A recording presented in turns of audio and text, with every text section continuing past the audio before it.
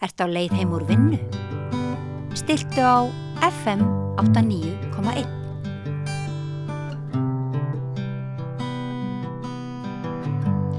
Þá ætlum við að fara til Kína með Ragnari Baldurssoni, stjórnmálafræðingi. Vertu velkominn. Þakka þér fyrir. Þú komið hérna nokkrum sinnum og við rættum svona ýmislegt sem að tengist Kína. Það sem að vakti athygli, ég held að verið fyrir kannski 2,5 viku að þá var hersýning þarna í Kína. Og það er mikið fjallað hverju voru að horfa á og hverju voru svona mögulegir, líklegir, hugsanlegir bandamenn Kína. En það vakti ekki síður athygli það sem að mennirnir voru að horfa á, sem að voru vopn og svolítið nýstárleg og virtist vera svona frumsýning fyrir heiminum að kínverski herinn væri mjög tæknivæddur. Það væri nútímalegur her. Upplifðir þú það að þetta væri svona skilaboð til heimsins að Kína hefði tekið stökk í uppbyggingu hergagna? Það er engin vafa á því að þessi hersýning var náttúrulega fyrst og fremst ætluð fyrir heiminn til þess að horfa á og spilar beint inn í allt annað sem að gerast í Kína og í heiminum. Hún er líka náttúrulega ætluð fyrir innanlandsneyslu og fyrir almenning til að sjá að Kína sé öruggt og að það þurfi ekki að óttast hernaðarógnir í rauninni, það sé það öflugt að það geti svaraði. En það er og svo öflugt að enginn ráðist á þá. Nákvæmlega, sko. Það er rauninni þau skilaboð sem er verið að senda til bæði til heimsins og til kínversku þjóðarinnar. Það er engin tilviljun, sko, hvernig sko, sjálfur hef ég ekki mikla unnun að horfa á hersýningar og það var stundu verið þegar ég var í Peking og ég held mér hafi tekist að vera þarna í öll þess ára á þess að hafa nokkuð tíman setið á helli hersýningu, sko. Því að ég er raunverulega mjög sterkur friðarsinni og eina af ástafanum fyrir því að ég hef ílenst þetta mikið í Kína og hérna sökt mér inn í náma á kínverskri menningu að það er að reyna að velta þið fyrir mér og hvað þáttur það er sem gerir þetta friðsömu ríki, en það óneitanlega lítið sem benti til þess á þessar hersýningum. Ég sagði reitt að sýningin, hún er ekki, sko, hersýningar eru líklega aldrei sönn lýsing á hernaðarstyrki ríkja, heldur meira svona, það eru sýningar og það er verið að sýna það sem þau vilja að hérna og þeir eru reynir að styrk sín en ekki veikleika.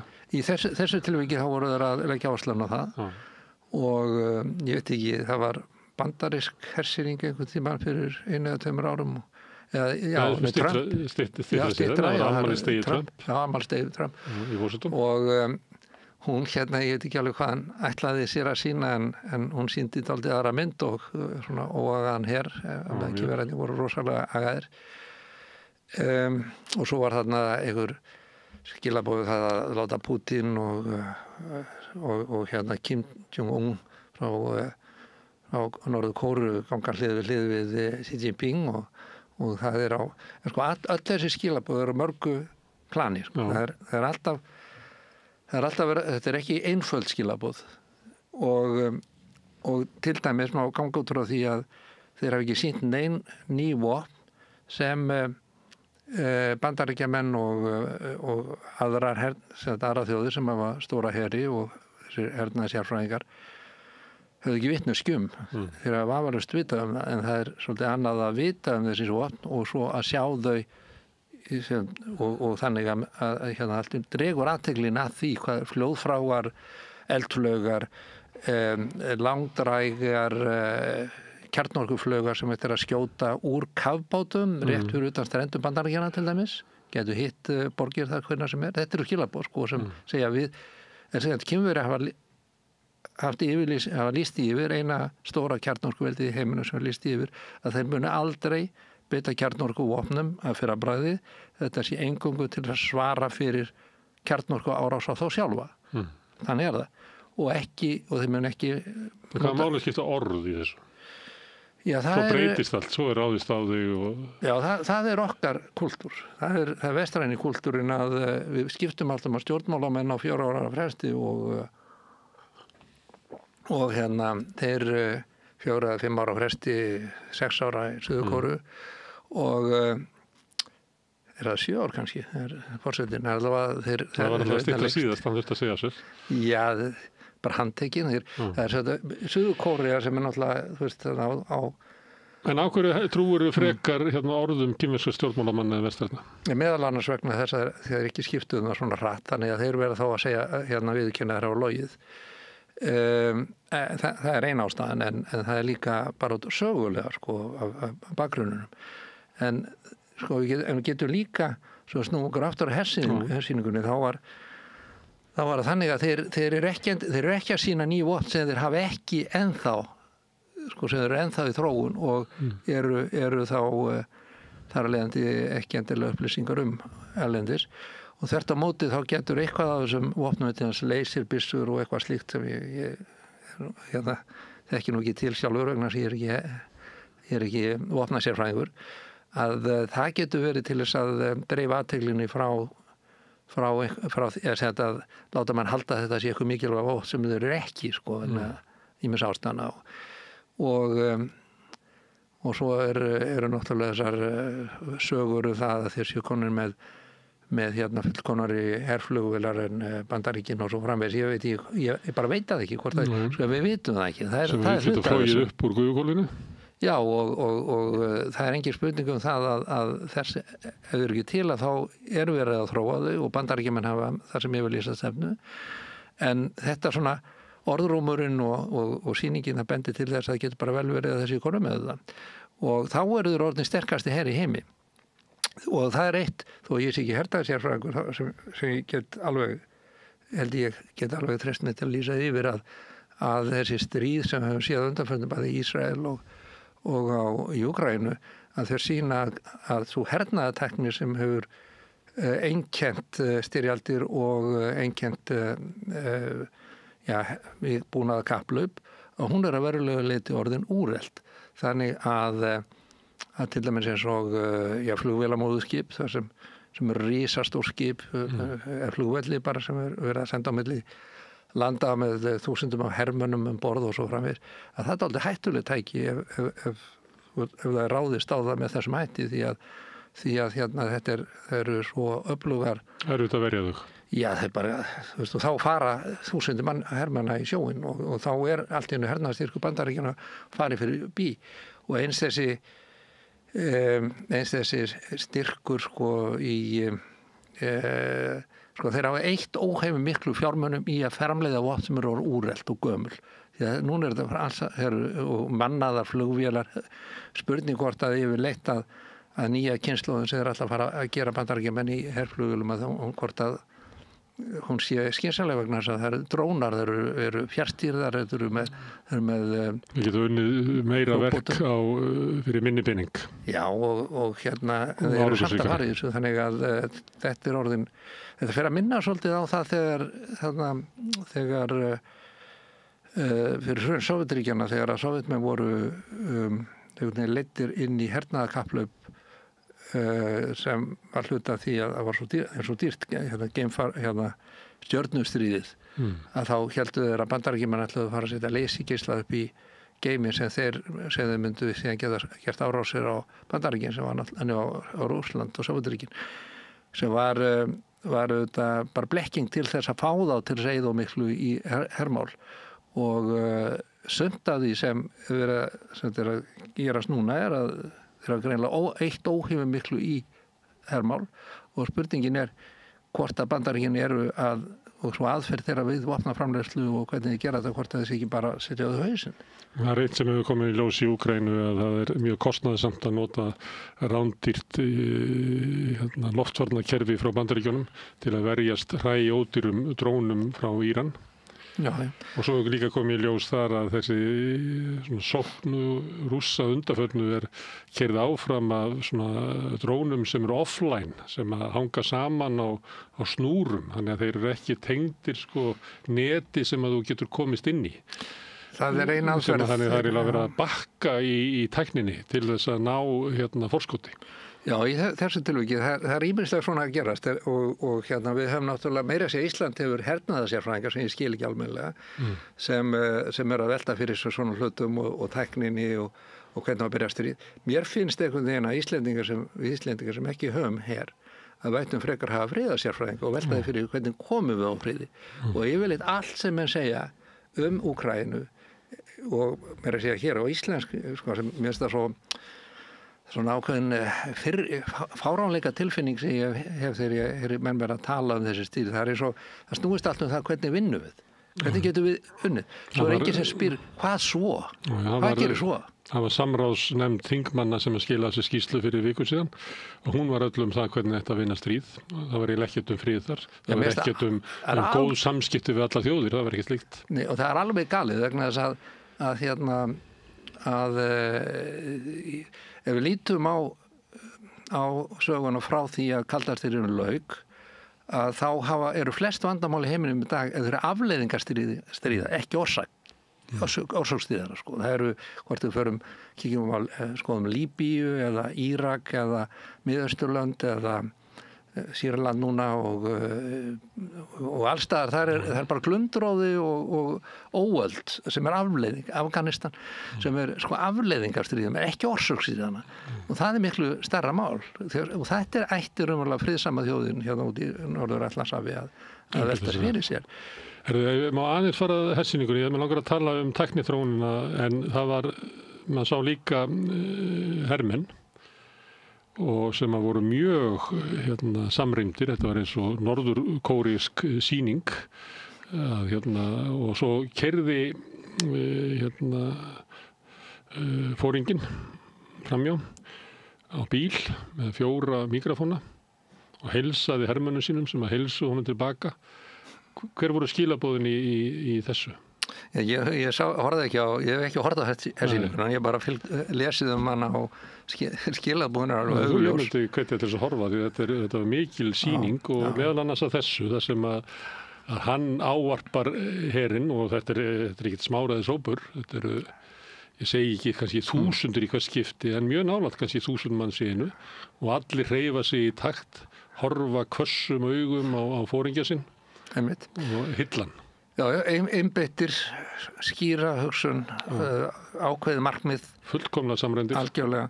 Það er, ég las einu sinni grein, ekki fyrir svo löngu síðan, þegar eftir einhvern bandarískan, sérfræðing sem var að lýsa því að kínverski herinn, þetta er náttúrulega áður en þessi hersýning er að lýsa því að kínverski herinn sé nú ekki svo hættulegu vegna þess að hann eyði mest öllu tímanu sem í pólitískar umræður. Og þeir eru alltaf í einhverjum námskeiðum og pólitísku uppræðslu og flokksnefndir að halda ræður og svo framvegis. Ræða stöðu marxismans. Já, bara og hann segir það getur ekki verið, þeir eru ekki að læra að berja sko, þeir eru ekki að læra að lemja aðra og er ekki eins og bandaríski herinn þar sem þeir ráða fólk úr fátækrahverfum í Bandaríkjunum inn í herinn og gefa virðingu fyrir það að geta að kunna að læra að drepa sko, og persónulega í návígi. Og líka í fjarvígi með tölvuleikjum. En þetta, ég held að þessi hugmynd að það hafi eitthvað, þessi hugmyndafræðilega innræting sem er í kínverska hernum að hún sé eitthvað verið að eyðileggja her, ég held að hún hafi nú eiginlega sýnt sig að vera röng, þar að segja að það er einmitt það að hermennir hafi að þessi innrætt að þessi að berjast fyrir eitthvað og hafið klár markmið, það er þetta sem að snýst og þessi kláru og skýru markmið sem verið að kenna kínverska hernum að berjast fyrir, að það er að verja landið, tryggja frið í landinu og líka að stuðla frið í heiminum og þetta byggjur svo öflugan her það þori enginn að berjast við hann. Í rauninni er hugmyndafræðin bakvið þessa öflugu hervæðingu á bæði Suður Kínahæfi og síðan reyndar í bara öllu Kínaveldi í öllum í lofther og landher og í aðflutningskerfum og byrgðarkerfum og vopnaframleiðslu og tækniþróun og allt þetta, að það snýst allt það að byggja svo öflugar varnir að Kína verði óvinnanlegt eða að allir séu meðvitaður það að þeir eru ekki að ráðast á Kína. Og það var verið að gera þetta svo önskunar kalla impressive en áhrifaríkt að enginn myndi að menn myndi horfa sig bara wow, hvernig það enginn, við skulum bara gera viðskipti, við skulum bara vera í viðskipti með þá. Þetta sama ástæðan og fyrir Kínamúrnum. Ég man eftir eitt af því fyrsta skipti sem ég hitti dálítið góðan Kína-sérfræðing á einhverju ráðstefnu nýkominn frá Kína og fyrir á ráðstefnu kennari þá í æfingaskólanum. Æfing- og tilraunarskóla Kennaraháskóla Íslands byrjaði á því að vera kennari fyrst eftir að koma frá Kína og þá er þarna Kínasérfræðingur sem kemur frá London, frá SOAS, School of Oriental and African Studies, sem eru helstu Kínasérfræðingarnir í Englandi og hann útskýrði það að múrinn hann hefði ekki verið byggður til þess að berjast. Eða verjast. Ekki einu sinni til þess. Vegna þess að sögulega þá hafa, þegar kínverska ríkið hefur verið veikt og keisarættin hefur verið í mólum og það hefur verið uppreisnir og innanráðsólka, að þá hafa nú Mongólarnir eða þessar nágrannar þjóðir í norður Kína eða norðan Kína, þær bara fóru fram hjá múrnum, undir múrnum, yfir múrnum eða mótuðu sér í gegnum múrin.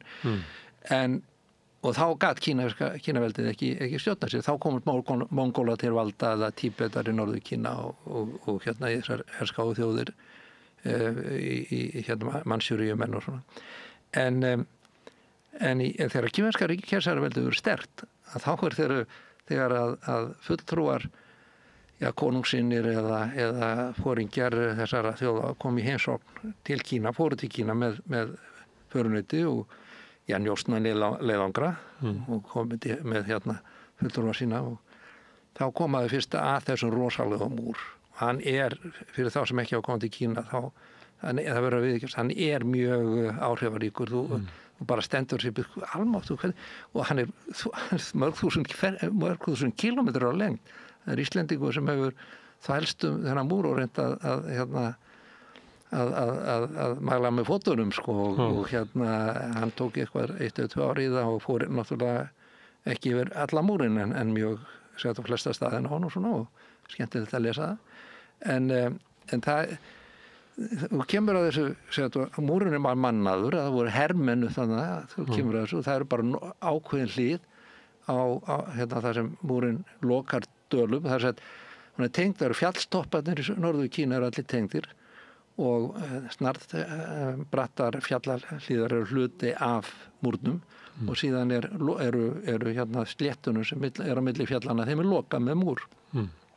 Kemur að stóru hlíðum og það eru hermenn sem standa vopnaðir upp á múrnum og vel varðir í brynjum og svona og svo kemur að hliði og þá fær fullur okkur að fara inn og þeir fóru í tollskoðun og það voru skoðu hvaðan eru þau að koma, hvert erindið, hverju ætlið að hitta, farið yfir þetta eins og í bandarísku landamærastöðu eða eitthvað í dag, mjög svipað eins og í sömu ríkjum og í heiminum og í dag og svo fyrst þeim hleypt í gegn, þeir ætla að fara í viðskipti, þeir eru svo skoðuð þessi feldir af úlfum eða hvað þetta var sem voru að reyna að selja kjöfurinn og svo þeir komið til höfuðborgarinnar yfirleitt voru þeir að fara til höfuðborgarinnar eða einhverja stað á leiðinni þá tekið á mótið þeim og þeir fundi gistin fyrir þá og þeir fá að hitta þá sem þeir ætluðu að hitta og fréttinir af ferðum þeirra komnar undan algjörlega komið undan og síðan eru fyrirmæli til út í markaðana eða markaðana þar sem þeir eru að selja vörurnar og þar sem þeir eru að kaupa eitthvað aðra vörur að fólk skulu ekki vera að okra á þessum gestum heldur að kaupa vörur þeirra úr úlfaskinninu háverði og selja þeim ódýra vörur og tryggja þeim fari ánægðir og svo fá þeir áheyrn hjá valdamesta manni Kínaveldis, oft hjá keisarunum eða mjög hátsettum embættismönnum.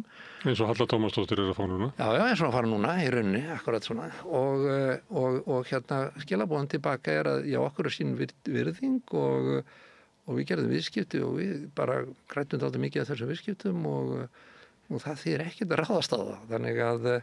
Ragnar, þú ert að halda þig fram að þetta sé ennþá stefna Kína. Það ennþá stefna. Að hersýningin hafi raunverulega verið Kínamúr sem var sýndur. Já, á vatni. Á uppbygging þeirra á Kínahafi sé eins konar Kínamúr. Að það sé verið að gefa þau skilaboð að það sé eiginlega óvinnandi vegur að fara þannig gegn. Það vilji Kínverjar sér til þess að hafa viðskipti við sem flesta. Jafnvel að kaupa vörur þeirra á herra verði ef það áþarf að halda. Ertu að segja það? Ég að segja það. Og þetta er hérna, þetta ekki eitthvað sem ég uppgötaði bara allt í einu fyrir 40 árum eða 30 árum þegar ég kom í fyrsta skipti. Þetta er eitthvað sem ég smá saman verið að skilja og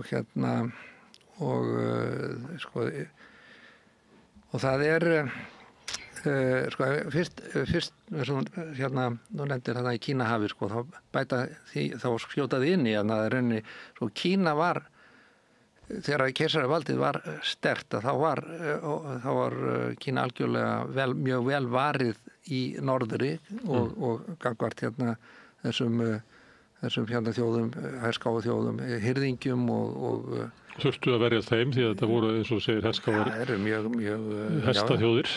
Já, alveg svipað eins og gerist í Evrópu þegar með Rómverjana gagnvart þessum hirðingjaþjóðum og hérna þessum ættbálkum sem síðan réðust á Rómaveldi að það var varið gagnvart þessari leið að ríki var sterkt en í ópíumstríðinu þá kom í ljós þegar vestræn ríki að opna nýjar siglingaleiðar út allan heim að þá komu þeir í hafnirnar í Kína á lok Ming-tímabilsins, þetta svona 1600 og eitthvað, 1700 að Portúgalarnir fyrst trúboðar og síðan komu þarna englendingar á Qing-tímabilinu og þá og 1800 að þá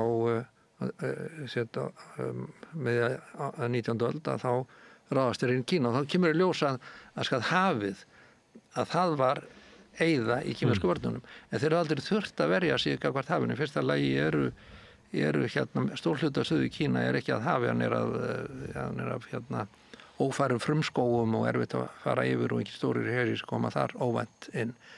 Og svo voru líka eyjarnar hann út af Kínaströndum að þær voru með viðskipti við Kína og það var ekkit það feikilega erfitt að flytja óvígan her að Kína. Það gerðist aðeins einu sinni að þeir kæmu sjóleiðina og það var á Ming-tímabilinu þegar að japanskur herstjóri hafði sameinað Japan og var að leggja undir sem meirihluta landsins að þá ákvaðan að fóra með japanskan her yfir til Kóreu, lagði undir sig stóra hluta Kóreu og þá var sendur óvígur her frá meginlandi Kína til þess að berjast með Kóreumönnum gegn Japanurum og Reykjavík og það voru 1 eða 2 milljónir sem tóku þátt í því og við erum að tala 1600 og eitthvað 1700 og þetta eina ástæðan fyrir að Ming-keisaraveldið þetta var svo dýrt að það líklega hefur dregið það til falls en þessi eyða hún kemur í ljós þarna í ópíumstríðinu og sem afleiðinga þessari eyðu þegar það er 2 ópíumstríð og seinna ópíumstríðinu að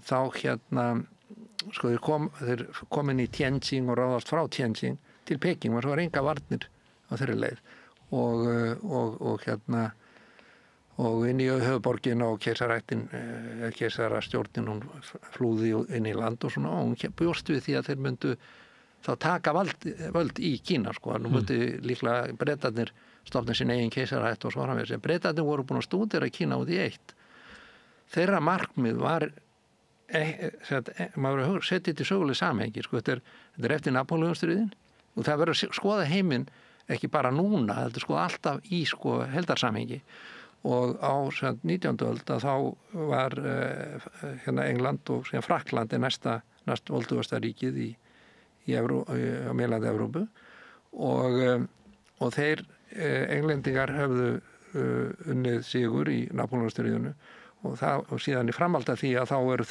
koma þeir inn til Kína og Frakkar og konur líka með trúboða inn í Kína og það gekk ekki mjög vel fyrir Bretana að selja varningir sem það voru að koma með til Kína. Þetta voru iðnaðinum var byrjaður og þeir voru að framleiða einhverjar flíkur frá úr iðnaðinum í hérna á Englandi, ullarvefnað og slíkt og inn í landi reyndar, fróðlegt, en það er og það er bara einfallega ekki eins góð vara eins og silkislopparnir sem þeir gátu fengið í Suður Kína og svo líka vefstólarnir sem englendingarnir notuðu, þeir eru byggðir á vefstólum og spunatækni sem komið frá Kína og Indlandi og það er bættu við þegar þeir settu hérna gufuvél við og vélvættu þetta og framleiðu miklu marg magn. En þetta var miklu, og tískan var ekki í lagi, þetta seldist ekki mjög vel og það var ekki vegna þess að Kínverjar leyfðu þeim ekki að selja það. Og þó þú getur ofið hraðar með vélinni, þá gerur það ekki betur. Nei. Og það sem er nógur mannafli að þá vinnur vélinn það ekki. Nei, og já. Það er betra að nota handvirkir. Já, sko, og silki náttúrulega og svo ullarvörur og allt mögulega, þetta var og gæðin á ullinni og tegundir á ullinni og bómullin og þetta alls mann. Þetta var einfallega ekki að selja sig. Þannig að þangað til Bretarnir fundu ópíumið og það gerist aldamótin 1800 að þeir uppgöta það því að þeir byrjaði ánættust kemur te stéttin í Englandi. Hún kynntist te sem kom til Englands, kom til hérna Evrópu fyrst með Portúgalunum á 18. öld og varði mjög í tísku meðal yfirstéttarinn í Bretlandi og þetta var einhver stærsta tekjulind krónunar eða konungsins í hérna Englandi voru tollar af teumflutningi og hollendingar smygluðu náttúrulega frá hjá og þetta var stór.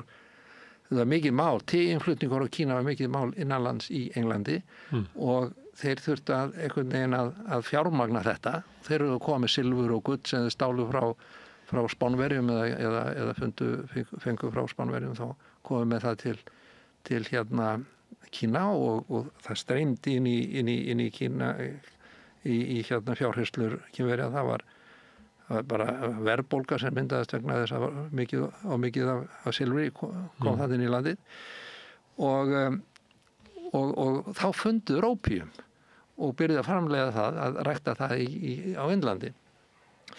Þannig að, og þetta er upphaf snattvæðingar, má segja, nattvæðingar englendinga og vestrænar menningar eða allavega einar ensku menningar.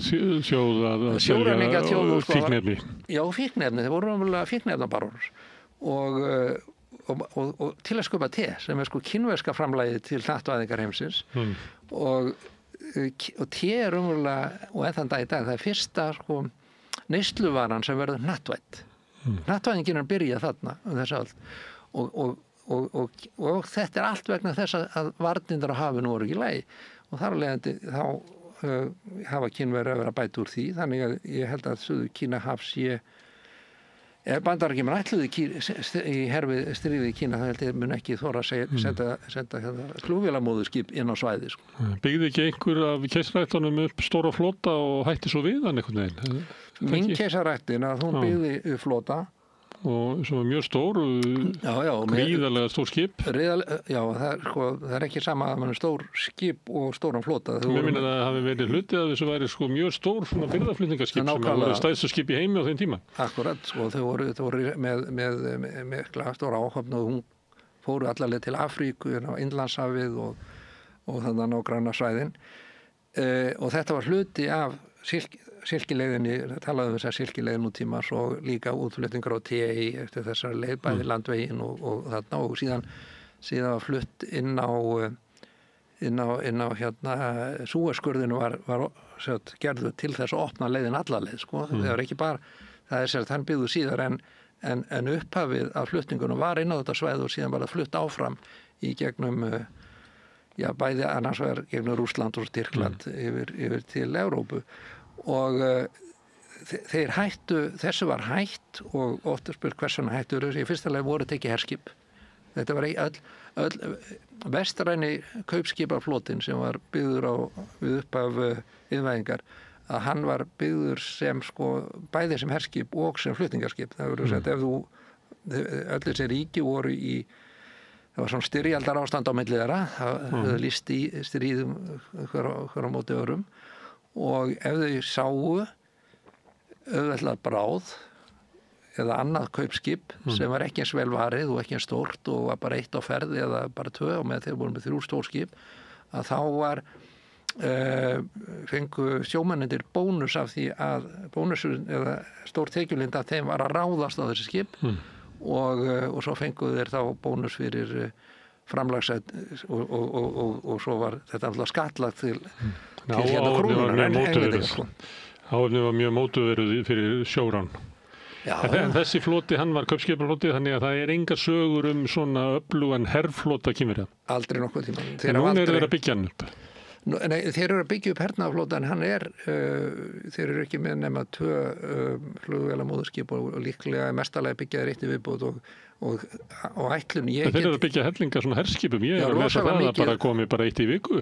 Já, þeir eru að fjöldaframleiða herskip, minni herskip, þjál og svo líka eru þau konu með drónamóðurskip, þar að segja þar sem og ég held þessi fyrstir með það þeir eru farnir inn á næsta þrep í þeirra kapphlaupi. Og hugmyndin það að þetta verði eins og Kínamúr í Kínahafi? Ég bara það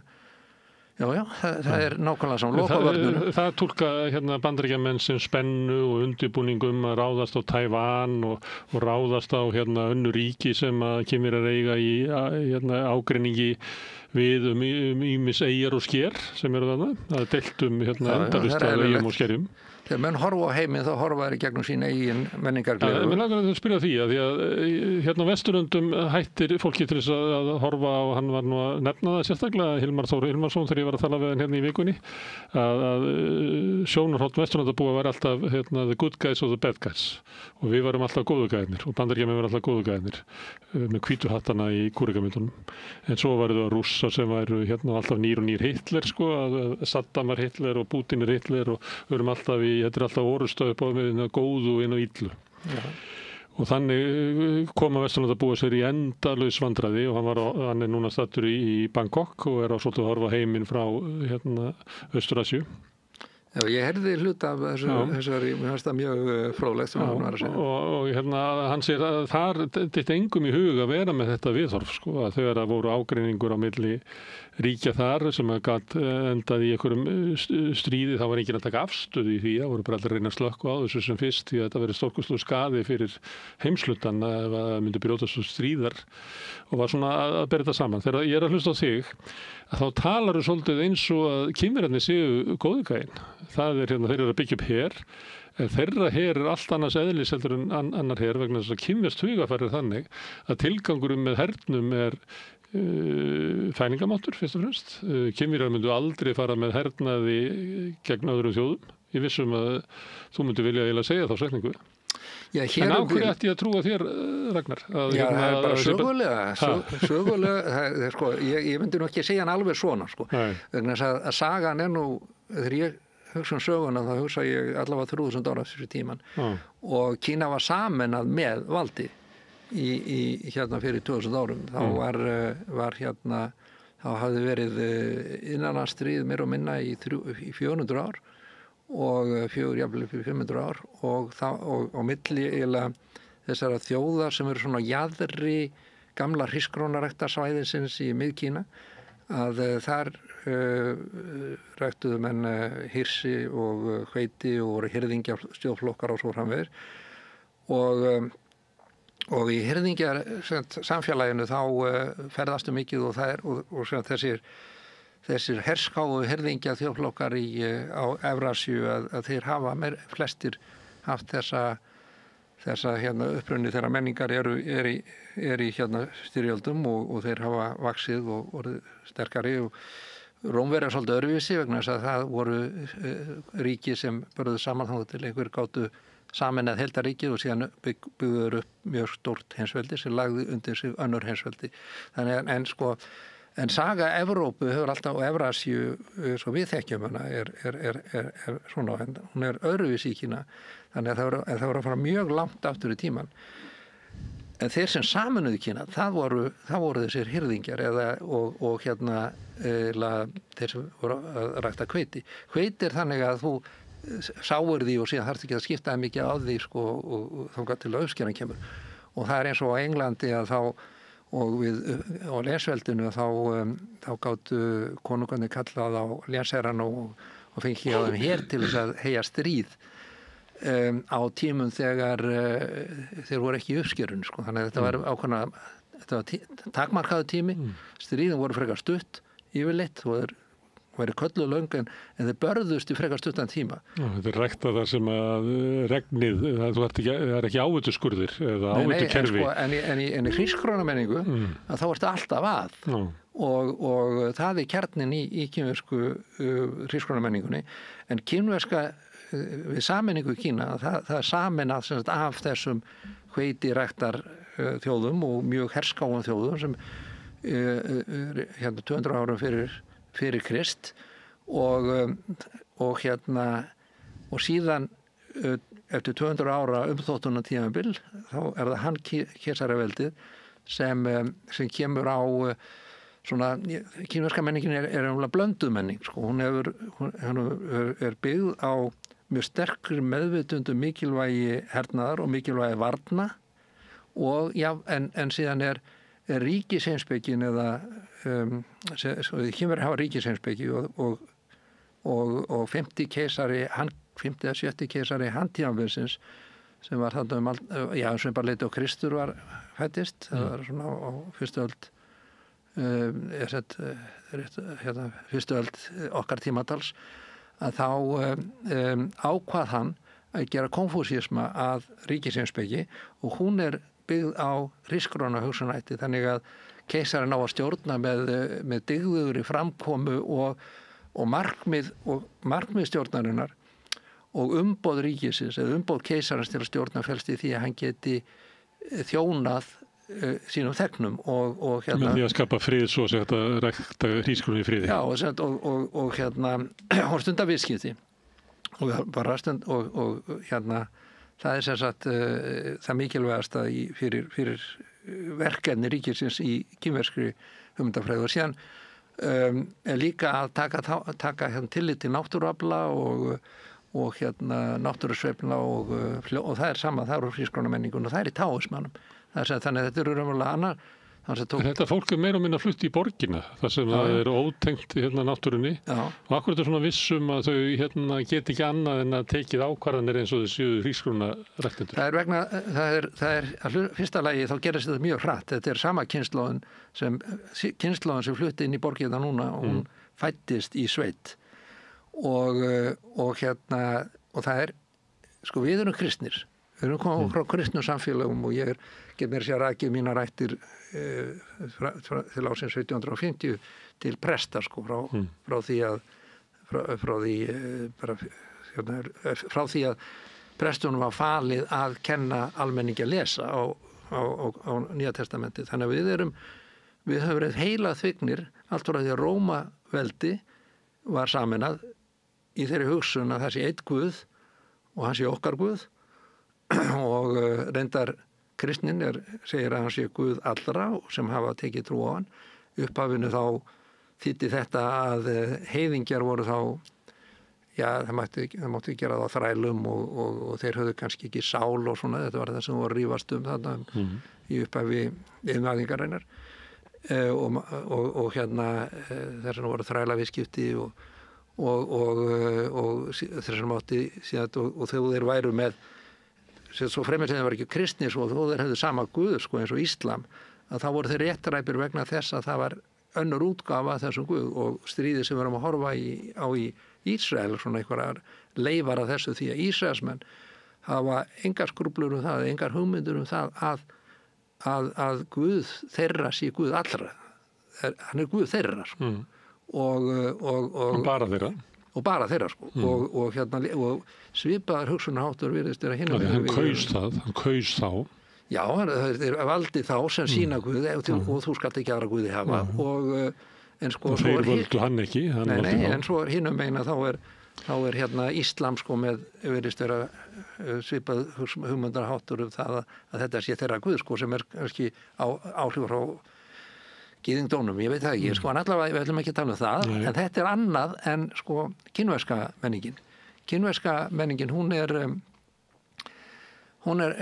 markmið ríkins, hún er ekki byggð á trúarbrögðum, hún er ekki byggð á því að ef mér tekst vel í lífinu þá þýðir að Guð það styður mig og ef mér tekst vel í bardaga þá er að vera svo Guð styður mig og vegna sem ég er að tala hans máli og hinnir eru það ekki, hinnir eru heiðingjar og réttaræpir. Það er engin slíkur hugsunarháttur. Það er hugsunarhátturinn sá að ríkisleiðtoginn eigi að tryggja frið og velsæld í ríkinu. Og þar að leiðandi eru árangur hans og réttlætingin hans völdum meðal annars í friði.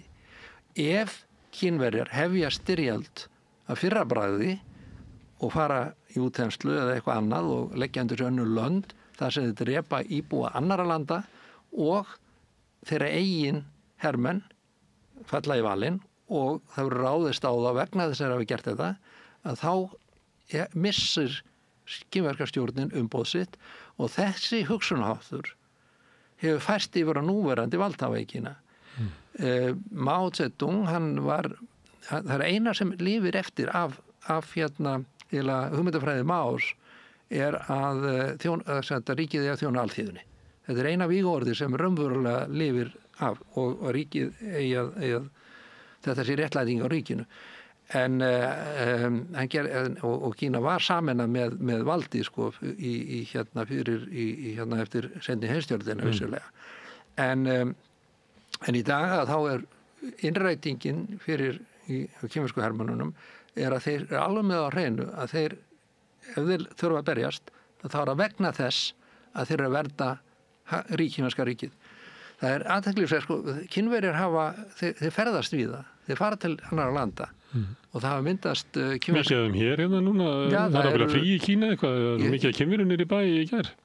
Já, það er koma, ég veit ekki hvað er komið núna inn í fyrir COVID, þegar ég var í sendiráðan í Peking, þá held ég að ferðamannufjöldi Kínverja til Íslands hafi verið konum yfir 90.000 manns eða eitthvað á þann bil og það verður, líklega er það nálgasta núna og þá er það komið inn í þriðja eða fjórða sæti sko af öllum ferðamönnum sem komum til Íslands. En þannig þeir elska að fara langt í burtu og læra eitthvað annað og þeir setjast að annar staðar og þá er það oft svona eins og útskot. Þetta snýst allt fjölskyldun og útvikkað fjölskyldu. Kínverska ríkið er í rauninni í augum Kínverja, það er byggt á fjölskyldunni og kínverski þjóðarleiðtoginn það er litið á hann sem fjölskylduföður og þegnar þeirra hans börn, landsföður sko, þannig að það raunverulega hefur þessa merkingu og það er svo sterk sko, ég var að spurði þegar ég var í sendiráðinu í Peking þá var bílstjóri sem var að aka fyrir okkur og hann var félagi í flokknum en hann var utan á landi og átti ekki íbúð og það er mikilvægt til þess að þú getur framfleyttir að í Peking að þú getur allavega haft aðgangað íbúð og hafið íbúð eitthvað stað til að lifa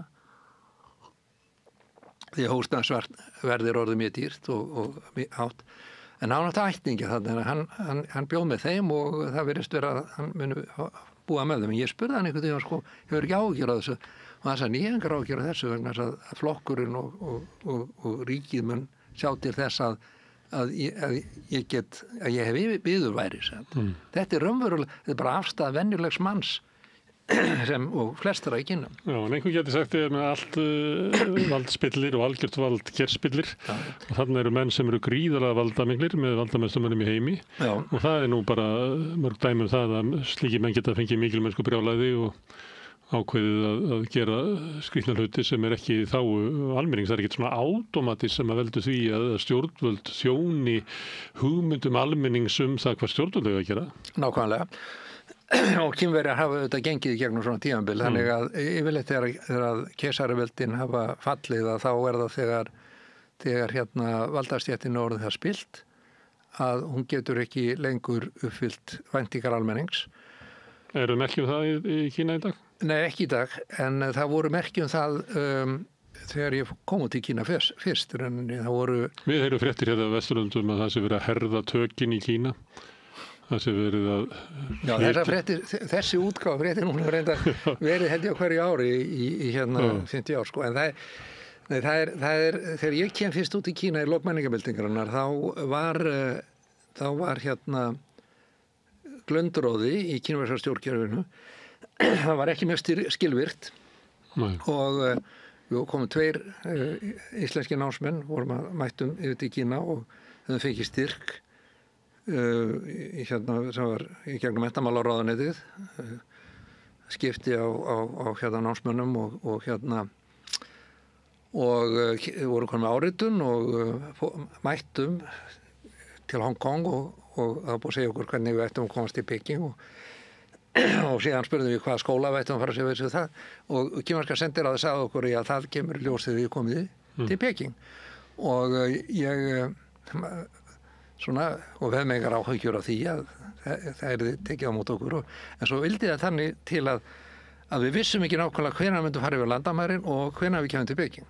Þannig að þegar við komum til eftir að hafa ferðast með Cargolux til Hong Kong komum við í alls konar flugvöllum á leiðinni frá Luxemburg og fórum í gegnum Teheran og Karachi og ég man ekki hvort Abu Dhabi jafnvel eða eitthvað staðar þannig ég bara heimann á leiðinni og lentum svo í Hong Kong til 30 tíma flug og síðan förum við bara beint á ferðaskrifstofu og þeir skoða þetta og þeir að fara til Peking hvar allir í hvaða skóla við vitum það nú ekki en þeir kannski geti sendt skeyti til Peking og sagt að við séum að koma og ég hugsaði nú ekki út í það, ég var 19 ára að það væri þá spurning hvert á hvaða yfirvaldi í Peking er þetta að senda það eða hvernig er þetta að gera þetta sko, menntamálaráðuneytið eða hvað og ég taldi þannig bara augljóst að lítið vera menntamálaráðuneytið nema hvað að við þetta förum yfir landamærin og tekst að kaupa lestamiða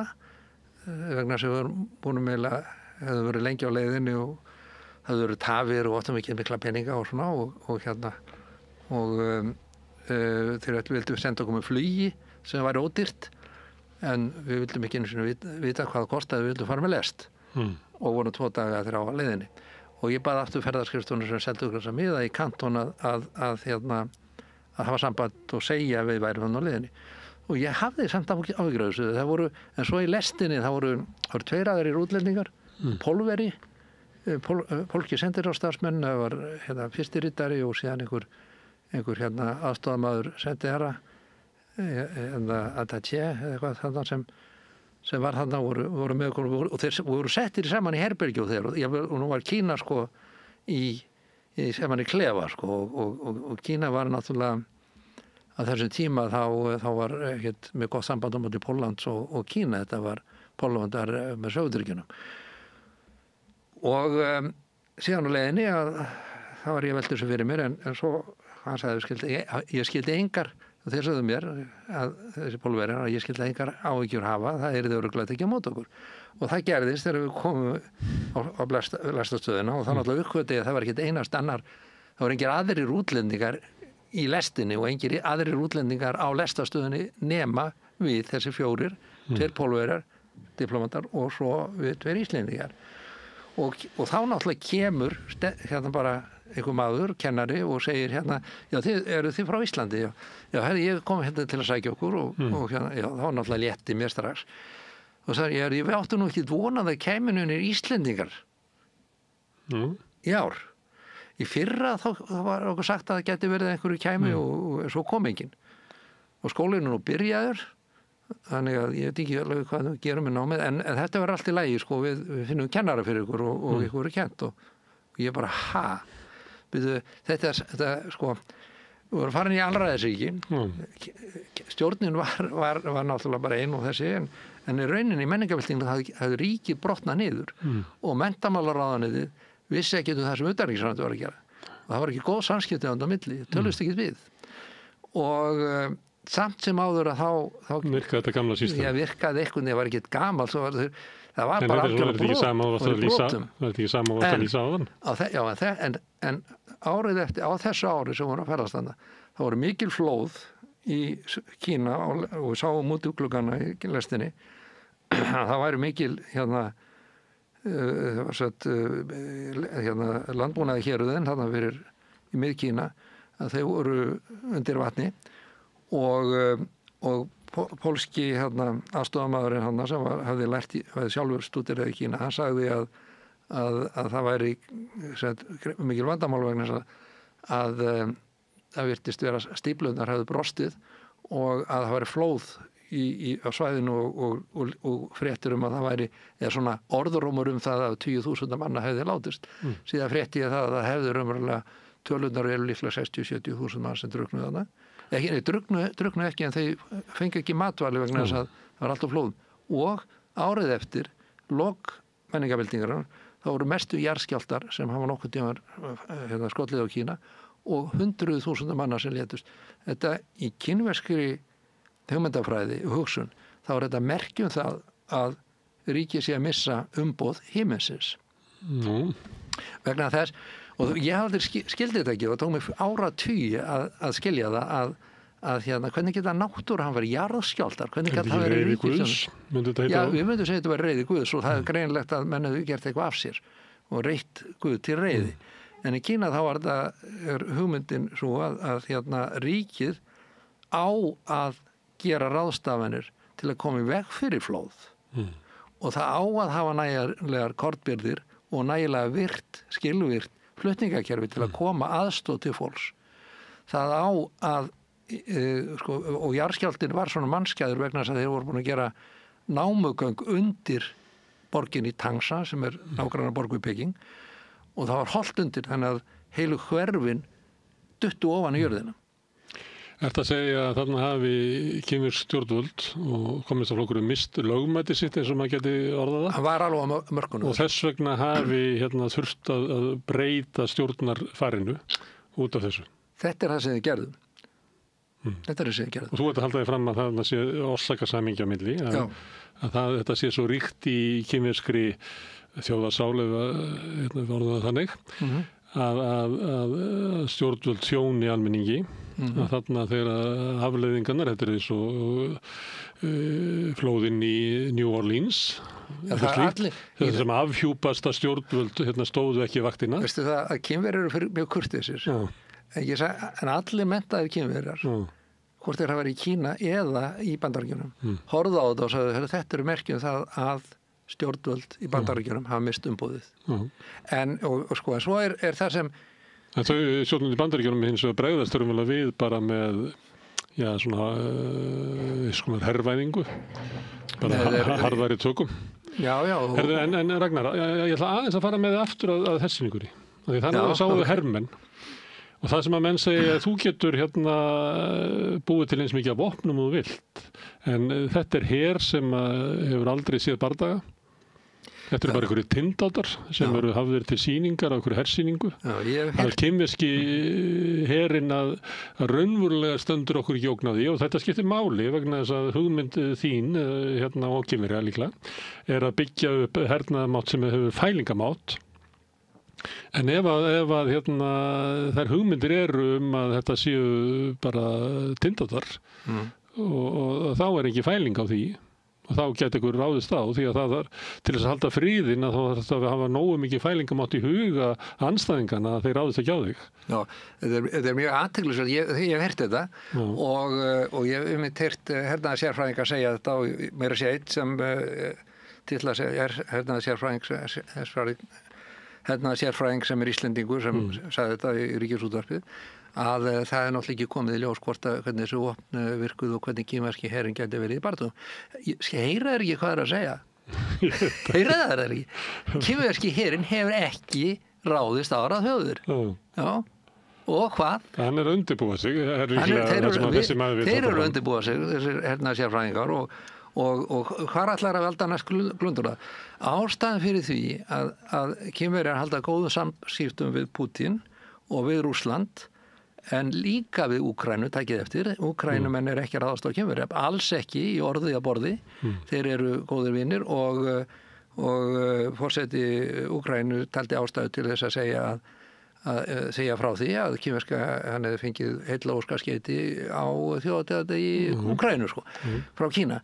Vegna þess að þegar það er ekki bara þannig að Kínverjar hef ekki barist við aðra þjóðir síðustu áratugi heldur sögulega þá hefur þetta líka verið svona. Það er líka þannig að þar sem Kínverjar hafa stofnað nýlendur eða Chinatown eða Tang sem þessar í öðrum borgum meira að segja í einu tilviki í Singapúr að þá er stofnað ríki sem er Kínverjar. Er það kínverska nýlendur? Nei. Stýrir kínverska ríki þessum hópum? Stýrir kínverska ríki þessum nokkur hundruð kínverjar sem búa á Íslandi? Ég held að séu 300-400 ef við tökum afkomendur með. Nei. Og er einhver tilhneiging til þess einhver merkjum það að þeir ætla að fara að stýra það? Nei. Hins vegar þá hafa þeir bera Kínverjar erlendis yfirleitt nokkuð sterkar tilfinningar til Kína og þeir heimsækja ættjörðina og svo framvegis. Þeir hafa svona ákveðna menningar ást á Kína en þeir eru ekki sammála kínversku stjórnvöldum. Þannig að og það er bara allt í lagi. Það skiptir ekki maður, það er eins og fjölskyldu. Ég veit ekki betur en að það er algengt, mann eftir einhverju fjölskyldu í Vestmanni ef það var talað að pappin væri kommunist en mamma væri krati og það er ýmsir sem eru í svoleiðis og fjölskyldan virka bara ágætlega. Þannig að það er ekki vandamál. Það ræði ekki pólitík við kvölduraborðið? Já, það stundum talað að gera það nú kannski samt held ég, en sammála það fara ekki að skilja út af því. En Kínverjar hafa tekið þátt í friðargæslu Sameinuðu þjóðanna. Er það leið til þess að gefa hermennunum sínum svona einhver æfingu? Já, þessar friðargæslusveitir Sameinuðu þjóðanna, þeim er bannað að taka þátt í hernar eða setja berjast við öflugildur þeirra engangu. Það er bara viðvera þeirra og öryggi að reyna að gæta varðveita borgarna að það er markmið þeirra og það er stefna Kínverja að mjög virka þátt í þessu og þeir eru eitt af þeim ríkjum sem greiðir mest til friðargæslu í Sameinuðu þjóðunum og hafa alltaf frekar fjölmennar sveitir þarna. Ég var eitthvað að fletta þessu upp daginn og þá var svarið það að nú er maður flettin ykkur upp að þá gerir maður á gervigreindarprógramum að svona hlutvarslega miða við fjölda kínversku hermanna þá væri framlag kínverjana frekar verðmætt vegna þess að það veru tækjabúnaður og voru þyrlur og slíkt sem þeir væri að leggja þetta til þess að friðargæslusveitar. Þannig að þær eru friðargæslusveitir. Kínverska hugsunahátturinn er raunverulega þannig að þeir vilja að Sameinuðu þjóðirnar hafa miklu meira vald en þeir hafa og að þær séu virkar í stjórn heimsins. Ég var eins og þú ert að spyrja mig hvernig veit ég að Kínverjar ætla ekki að ráðast á aðra. Ég er ekki að spyrja því, ég er að spyrja hvers vegna ertu sannfærður um það? Já, en ég var spurður að þessu kínverska ríkissjónvarpið, ég var í viðtalsþætti, eða ekki viðtalsþætti, var í svona viðtali eins og núna við þau í kínverska ríkissjónvarpinu fyrir núna akkurat sléttu ári, að þá spurði því spyrjandinn, var að spyrja mig það sama, þetta sama, og hún spurði mig ítrekað, og hvernig get ég, aðkomaðurinn og hvernig veit ég að þeir ætla ekki að fara í styrjöld. Nú hafa þeir alveg bólmakt til þess og jú, ég sagði að þetta væri sögulegt og þeir hefðu ekki gert það en það er náttúrulega þeir hafa barist, þeir börðust til að sameina Kína fyrir 2000 árum og þeir börðust til að sameina Kína núna yfirleitt þegar að hafa komið uppreisnir og svoleiðis þá kunna kemur ákveðlega að berjast. Það var nú bara borgarastyrjöld þarna fyrir korteri síðan. Já, og þeir mitt fyrir í sögulega séð og hvernig veit ég það þá? Og ég svona færðist undan en svaraði þá endalega, það er vegna að þið fá umboð himins, umboð þeirra til að stjórna felst í því að þjóna hagsmunum alþýðunar. Það þjónar ekki hagsmunum alþýðunar að deyja í stríði. Þetta er svarið og það var eiginlega senast orðið í því viðtali. Spurningin, það er alltaf, en þeir eru líka í pólitískum leik á alþjóðasviðinu, þannig að það til dæmis þá þegar fólk horfir, þegar hernaða sérfræðingar sem eru samfærður það, þú byggir upp til þess að ráðast eitthvað, alltaf, þess að það er það sem við alltaf gert. Svo fara menn aftur í sögunni að þá á Vesturlöndum og menn fara að rífast það eina ferðin enn hvort að maðurinn sé í eðli sínu árásargjarn og berjist og þetta sé eðli mannsins eða hvort að hann sé friðsamur og hann sé augljóslega ekki á okkar reynslu friðsamir. Hins vegar held ég við getum sagt Íslendinga að við erum bara ágætlega friðsamir. Svona undanfarnar aldir. Já, alltaf bara. Það var svo Sturlungöld voru við svolítið, höfðingjar okkar voru. Já, það voru eitthvað smittaði frá Evrópu, en það er alveg rétt. En sem í höfudráttum þá voru víkingarnir ekki víkingarnir, norðmennir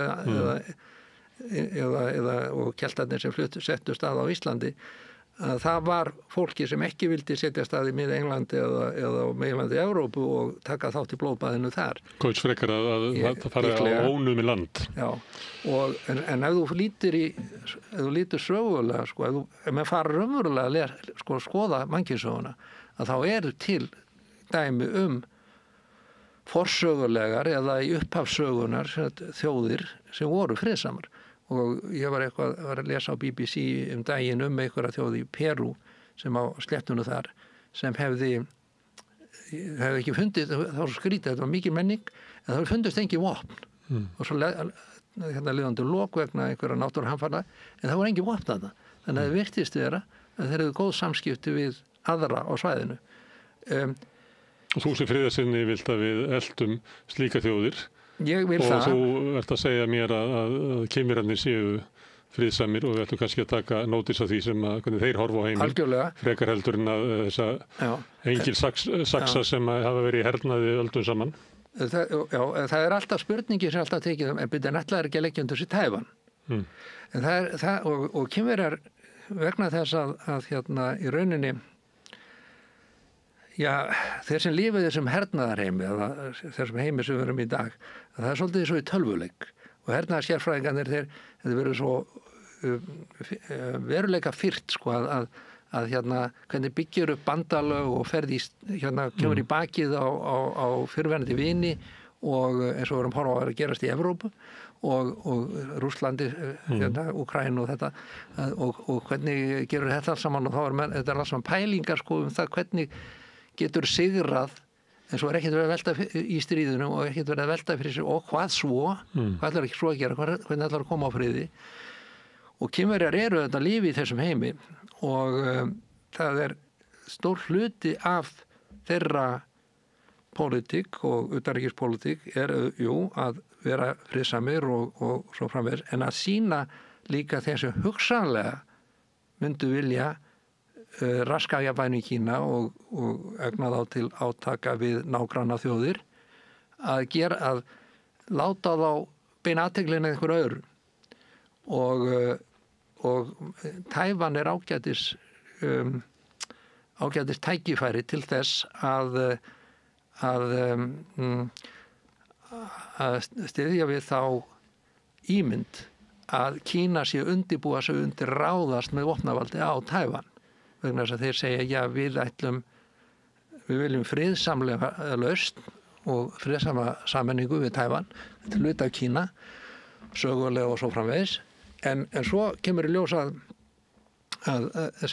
svo eru við samt með herravingar þannig allt umkring og svo harfa allir á og sér að segja að það er Kínverjar munu ráðast á Tævan og taka Tævan eftir þetta mörg ár og þetta má svo fræraði bara tímalínuna og svo gerist þetta ekki og þeir hefðu getað tekið Tævan þegar 51 eða eitthvað svoleiðis, 1950-51, því að Bandaríkjamenn þeir voru alveg búin að búa sig undir það að kommunistandi myndu taka yfir Tævan alveg, og það ekki fyrir enn eftir í Kórausturínu sem að Bandaríkjamenn ákvaða að taka Tævan undir sinn handarjaður og gera þetta.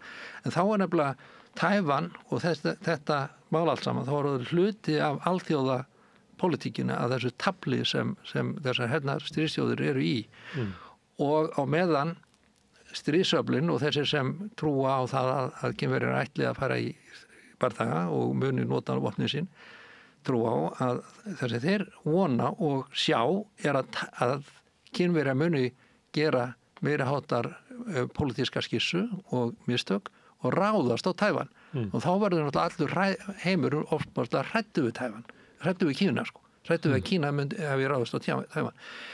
Ef Kínverjar myndu taka Tævan friðsamlega, það að segja myndu bara semja við þjóðinni sinna til þess að þeir kemst til valda, semja nú bara sameina Kína og það saman og öll dýrinu skójunur og vinir, þá eru þú margir á Vesturlöndu skelkaðir. Þess að þá allt í nú Kína orðið miklu öflóra. Það ekkert í hagsmunum, þá núverandi hagsmunum Kína að sameina það núna og alls ekki hernaði. Hótunum hernaðar í hlutun og nota hernað, það umverulega og þetta ekki leyndamál sem ég að segja, það bara þannig að ef einhvað erlendi ríki fyrir að taka Tævan og innlimi það í undir sína stjórn, það þá að nota Tævan og fara inn, taka Tævan með einhverjum hætti, þá blanda Kínverjar sér inn í það, annars ekki. Og það engin ástæða til þess að þeim alveg sama og það yfirlýsing frá Xi Jinping sem ef mér læsa þessa bækur sem þessa ræður hans sem þú hefur þýtt, eða ekki? Jú, ég þýtti fyrsta bindið og þegar ég var að þýða það, þá ég hafði lesið þetta, hraðlesið þetta, svo þegar ég las Ísagrein og til dæmis frásögn frá því þegar fyrirverandi forsætisráðherra Tævan eða kínverska lýðveldisins á Tævan, Lianzhang, sem kom reynda til Íslands og hitti Davíð Oddsson og við Íslendingar heldum að Tævan búa myndu þá, eða allir nokkur Íslendingar heldu að Tævan myndu koma og fjárfesta á Íslandi og verða miklu vinir Íslendingar, sem gerist náttúrulega ekki, því að þetta var bara leikur í þessu spili í valdatafli, að Lianzhang var æðsti maður eða næsta æðsti maður í þjóðvísinn á flokknum og hann síðan hefur hann á síðari árum verið eins og gráköttur í heimsóknum til Kína og hefur verið að byggja upp og samskipti við meginlandið og í frásögn af viðræðum hans við Xi Jinping og þegar þá kemur fram að Xi Jinping segist hafa fullan skilning á því að Tævanbúar hafi sterkar tilfinningar og beri og þykir vænt eigið stjórnmálakerfi og kerfi, þjóðfélagskerfi og það allt saman og það sé bara sjálfsagt að þeir haldið því bara áfram. Það eina sem skiptir máli sé að þeir viðurkenni að þeir séu að hluta sömu þjóð. Þetta eina. Þetta spurningu fánan og þetta spurningu það hvort það einhverju fulltrúar að setja til kínverska landsins. Og þetta ennþá á borðinu. Þetta ennþá svona. En það líklega í þágu núverandi hagsmuna Kínverja að kínverska meginlandsins að vera ekkert að flýta sér. Vera bara viðskiptum. Og viðskiptin náttúrulega kínverska meginlandi eru þetta stærsta viðskiptasvæði í Tævan og Tævan getur ekki lifað þarna án viðskipta og samskipta við meginlandi lengur sko. Það alveg niður njörvað. Herðu Ragnar, við lögðum að staða núna frá hersýningu, kannski næstur og kemur að þá skulum við skoða viðskipti Kína og kannski innanlandsmarkaðinn sem að þú ert að segja Tævan sé háð og mörg lönd þarna í kring að þetta orðið svo öflugt viðskiptaveldi. Kannski tölum við í krónum og aurum næstur að við hittust. Þakkaði fyrir. Það að vísu, ég myndur gjarna vilja tala við líka Konfúsíus og Lao Tse. Því að það grunnurinn að því hvernig þetta ríki eða hvernig Kína En allavega þá var ég tilbúin að tala við því aftur. Já, herðu, komdu bara sem fyrst aftur og tölum trú eða peninga. En við ætlum að halda hérna áfram við Rauðaborðið, við erum alltaf að reyna að greina heiminn og skilja hann með einhverjum hætti. Næsti kafli eftir augnablik. Ódýr og öflugur miðill 40.000 manns sjá eða heyra þætti samstöðvarinnar í hverri viku. Ef þú vilt auglýsa, sendu post á samstöðin@samstöðin.is. Ég heiti Þórhildur Þorleifsdóttir. Á Samstöðinni fjörug, opin, skemmtileg og gagnrýnin umræða allt milli himins og jarðar. Samstöðin á erindi inn á öll heimili.